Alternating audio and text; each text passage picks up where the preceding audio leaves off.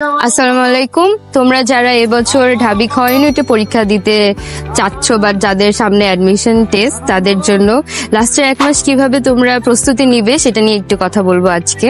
English দিয়ে শুরু করি। ইংলিশ তো আমরা যে 12 পর্যন্ত আমাদের একাডেমিক লাইফে আমরা ইংলিশ ফর টুডেটাতে বেশি ফোকাস দিই না, কিন্তু দেখা যায় অ্যাডমিশনের সময় ইংলিশ ফর টুডে থেকেই বেশি প্রশ্ন বা এমসিকিউ বা রিটেন পার্ট বলো যেটাই ওখান থেকে হচ্ছে এখানে বেশি ফোকাস করা হয় অ্যাডমিশনের কোয়েশ্চেনে। আর গ্রামার তো তোমরা এতদিন অনেক প্র্যাকটিস করেছো, সবকিছু মিলে তোমাদের প্রিপারেশন মোটামুটি ভালোই ইনশাল্লাহ। তো আমরা হচ্ছে ইংলিশের জন্য ইংলিশ ফর টুডেটা ভালো মতো পড়বো, কজ এটার অনেক কোয়েশ্চেন্স আছে ভিতরে যেটা হচ্ছে আমরা খেয়াল করি না বা স্কিপ করে যাই, তো ওইদিকে আমরা একটু বেশি ফোকাস দিব। এখন বাংলাতে আসি।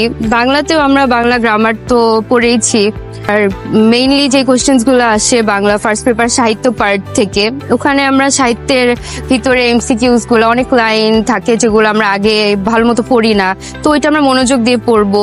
কবি পরিচিতি, পাঠ পরিচিতি, শব্দার্থ সবকিছুই আর কি।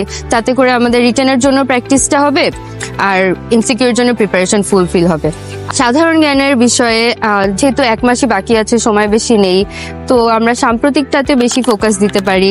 এই জন্য current affairs, capsule and paper থেকেও অথবা নিউজ দেখে প্রতিদিন আমরা হচ্ছে সাম্প্রতিকের প্রিপারেশনটা ফুলফিল করতে পারবো। 1 মাস দেখতে গেলে কিন্তু অনেক টাইম, এখন মনে হচ্ছে সময় অনেক কম, তো আমরা প্যানিক করি। তো 1 মাসের মধ্যেই চাইলে আবার পুরোটা রিভাইজ দিয়ে প্রিপারেশন নেওয়া সম্ভব। তো তোমরা ভালো মতো পড়াশোনা করো, আশা করি তোমরা একটা ভালো ফল পাবে ইনশাল্লাহ। তোমাদের সাথে দেখা হবে ক্যাম্পাসে।